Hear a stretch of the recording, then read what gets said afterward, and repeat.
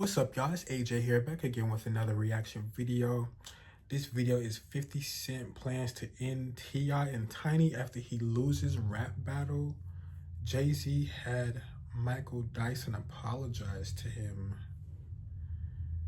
But this is by Impressive, and I just reacted to Impressive's previous video, 50 Cent trolls Beyonce and Tina and Tiny and King and T.I.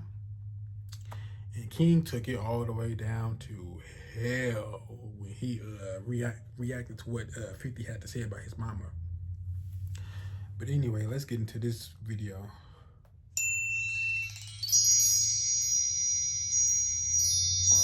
Hello everybody, welcome to the Impressive channel. So it seems like the minister and PhD professor Michael Eric Dyson got pressured into apologizing to Jay-Z because he revealed a private conversation that he had with Jay-Z about Drake and Kendrick Lamar. Now, Michael Eric Dyson has been more of a supporter of Drake, and he wrote up a whole article explaining his stance, but he said that Jay-Z vigorously disagreed with him about his stance, and it led a lot of people to believe that maybe Jay-Z had a problem that he was coming to Drake's defense.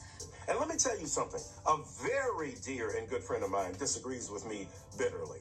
Well, I won't say bitterly, just aggressively and vigorously. His name is Sean Carter, better known as Jay-Z. But he hit me up and he vigorously disagreed with my particular position. He said it with dignity. He said it with respect. He articulated his ideal intelligently. I responded to him. We went back and forth for a minute, and I shared with him my essay, the 3,000-some word essay I wrote in the Philadelphia paper, where I break down what's going on between Kendrick and Drake. Now, I don't feel like Michael Eric Dyson said anything wrong about Jay-Z, but he did reveal a conversation that they had that was meant to be private, and Jay-Z is sensitive about his image. He doesn't want certain things circulating, and if people make critiques about him or says something that he disagrees with, he has been known to make calls or reach out to people behind the scenes. That's kind of his way of controlling. How can you be so successful in your career, fame, fortune, a beautiful wife, beautiful family, and you still feel the need to react to like the everyday, well, I can't say the everyday common person because some of these people are also in the same industry as him, but why do you still feel the need to call them and check them about stuff that really shouldn't matter to you? It should be like water off of a duck's back for you. I don't get that. And to be so at your age, it really should not bother you anymore after spending so many years probably having a situation like that before, to where I'm sure it'll make sense for you to react to it when you're younger, but as you age and you mature and you grow and evolve, it should be nothing to you anymore because it should just be just another day for you. But apparently it's not for Jay-Z. He still feels compelled to want to contact them. I don't understand that. The narrative, and if he knows something is brewing, he will send other people to make calls on his behalf too. I stopped a major thing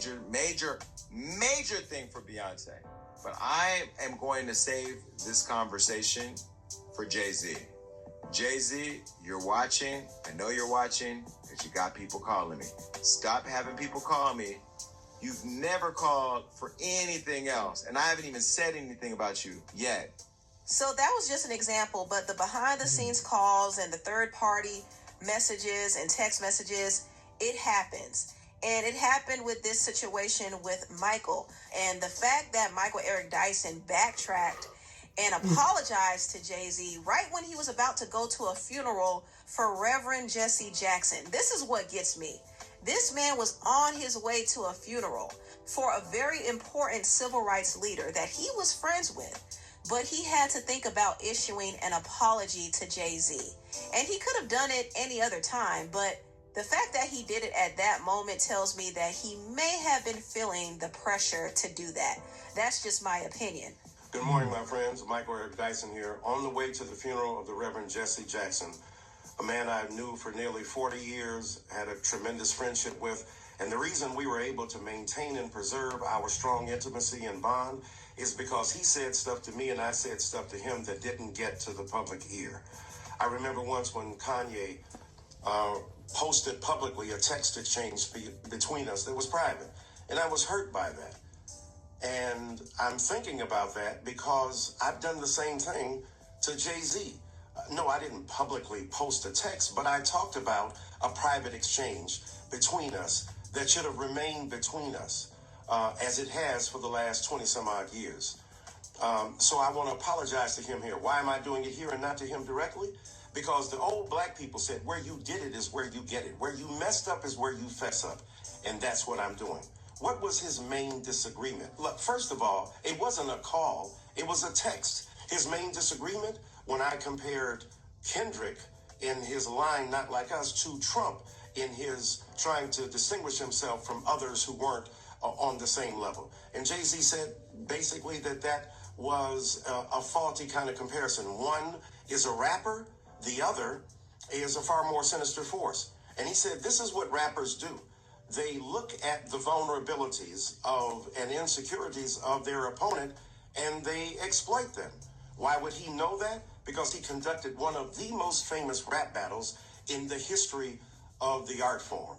And so I mischaracterized him. He said, it ain't that serious. He wasn't vigorously disagreeing with me. Flashback. His name is Sean Carter, better known as Jay-Z, but he hit me up and he vigorously disagreed with my particular position. 24 hours later. It's not like he called me and said that. And even on the text, he literally said, it's not that serious. So I want to apologize to him. And the reason I clarified my position in the first place is because he made that distinction between Trump and Kendrick that I wanted to make clear that I completely understood and did not intend. So God bless you all on this morning. Rest in peace, Reverend Jesse Jackson. Jay-Z, my sincerest apologies. Much love to you, my dear brother. Rest in peace to Jesse Jackson for real though. But Michael Eric Dyson said that his disagreement with Jay-Z was about him comparing Kendrick to Donald Trump.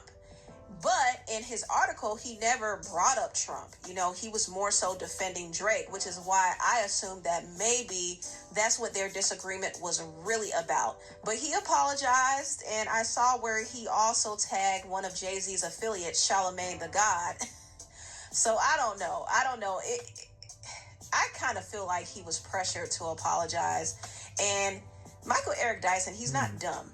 He made it a point to mention that he was on his way to a funeral for Jesse Jackson. So I don't think he was happy that he had to do this, at least not in that moment.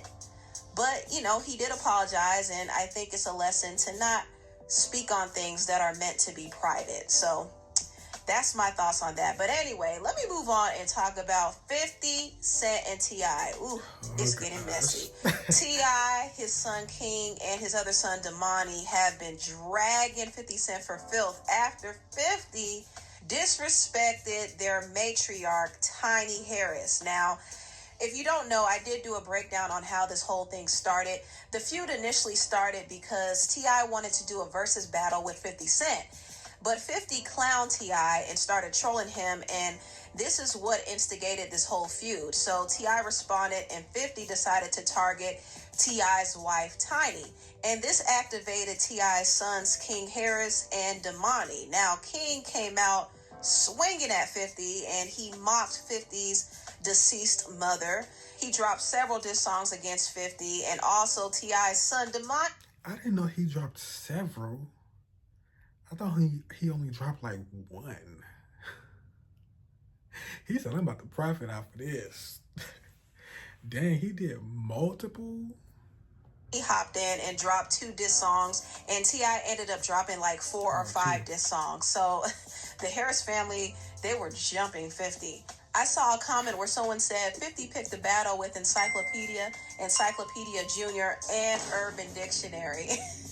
I thought that was funny. But yeah, I think 50 lost this battle, to be honest. And I do like the way the Harris men stepped up and defended Tiny. I like how they defend the women and their family. Same, I agree. That is to be respected. But, 50 Cent is ruthless. He's very ruthless. And right now, he's taking it to the depths of hell because he came out and said that he's doing a documentary on T.I. and Tiny, and it's going to put a spotlight on 20 different SA cases that T.I. and Tiny allegedly were involved in. And I do remember there were some allegations about them. They were doing freak-offs with different women. And how do you switch up one moment and say that, like, you pretty much want to do a versus battle with T.I. because T.I. mentioned that him and 50 talked about doing a versus battle, but now you want to do a whole documentary about all of their allegations and their sexual assault cases. Like, how do you switch up like that? I don't get it. Like, either you rock with them or you don't rock with them. And that's not to say that, like, they are wrong for like any of the allegations and that they're true or not. We don't know if they're true or not, and the court system never like really even told us if they were true or not, to my knowledge. But how do you switch up like that and try to turn it into, oh, now I'm gonna make a documentary about you and your wife and the things y'all been doing? Meanwhile, you just wanted to work with him. Some of the women claimed that they were drugged, kidnapped, essayed, and also intimidated and threatened. Mm-hmm. And one of them sued them back in 2024, but that case was dismissed. However, 50 Cent is bringing this back up again, and he wants to do a deeper investigation on some of these different cases, which is extremely petty, but also it could be very damaging for T.I. and Tiny. And 50 also released a theme song for his show Power Origins. And in the song, he took a jab at T.I. and Tiny, saying, "I'm back on my dope boy grammar. Your daddy made your mama eat every box in Atlanta. Freak-ish, peep-ish, keep-ish on the low. But everybody know." And mind you, this theme song is going to be playing every week. So every week, people are going to hear this diss against T.I. and Tiny. 50 is diabolical. Like, his levels of pettiness is absolutely insane. And T.I. responded and said, "We could go bar for bar, hit for hit, or doc for doc. Either way, all you gonna do is show how much of an F ninja you are. Let's play. Nobody fears you over here, boo-boo. Let them know." Yeah, this feud is not gonna wrap up anytime soon. So I'm just gonna check out right now. Anyway, tell me what you all think about this video down below. Please like, comment, and subscribe, and share this video if you care. Thank you so much for watching, and I'll see you next time. Bye. These old heads, as you call them, they too old to be doing all this just back and forth. Like, they could have just settled this with a phone call between the two of them, not on the internet, and just be done with it. They both go their separate ways, but no, they gotta drag it out. They gotta make a song after song after song after song and make a documentary. But then again, like, what if all of this was like all part of their plan to like grab people's attention? And to us, it looks like they have like genuine beef and genuine drama. But what if it was all just a money grab? That would be crazy. Anyway, make sure you guys like, comment, and subscribe. Leave me your recommendations for videos for me to react to down below, and I'll see you guys in the next video.